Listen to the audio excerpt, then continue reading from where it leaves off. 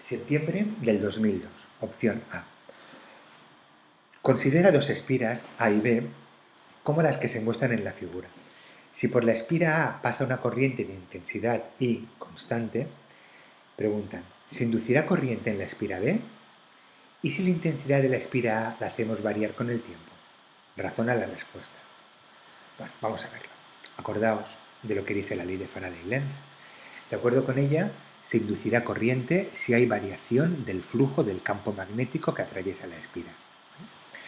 Bien, por la espira A pasa una corriente en el sentido indicado. Se crea un campo magnético que en el centro de la espira es entrante y en los lados es saliente, ¿vale? Acordaos de la regla de la mano derecha. Por aquí entran las líneas de fuerza y por aquí salen. Bien, el flujo del campo magnético que atraviesa la espira B sería debido a estas líneas de campo magnético que son salientes. Bien. Como I es constante, el flujo que atraviesa la espira B es también constante. Acordaos, si el flujo no varía, no se induce corriente. ¿Está claro? Bien. ¿Qué ocurre si la intensidad de esta corriente cambia? Bueno, si la intensidad cambia, también cambia el flujo que atraviesa B.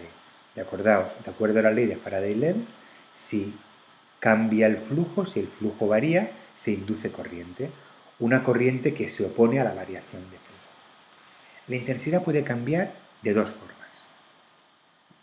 Bueno, si aumenta, aumenta el flujo. Vamos a verlo.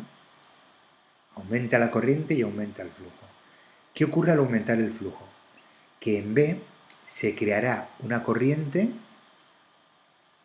en tal sentido que se oponga a la variación de flujo. En este caso se opone al aumento. Si se opone al aumento, de acuerdo a la regla de la mano derecha, el sentido de la corriente debe ser tal que cree un campo magnético entrante para oponerse así al aumento saliente. Bien.